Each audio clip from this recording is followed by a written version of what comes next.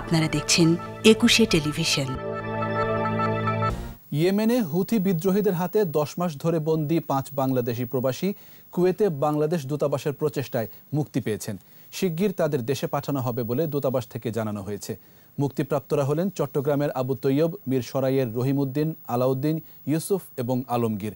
তাদের হোটেলে থাকা খাওয়ার খরচ, বিমানের টিকিট সহ সব ধরনের আর্থিক সুবিধা কুয়েতের বাংলাদেশ দূতাবাস থেকে পাঠানো হয়েছে। গেল ফেব্রুয়ারির শুরুতে ওমান থেকে সৌদি আরব যাওয়ার পথে প্রায় 20 জন নাবিক ইয়েমেন উপকূলে থামলে হুথি বিদ্রোহীরা তাদের অপহরণ করে।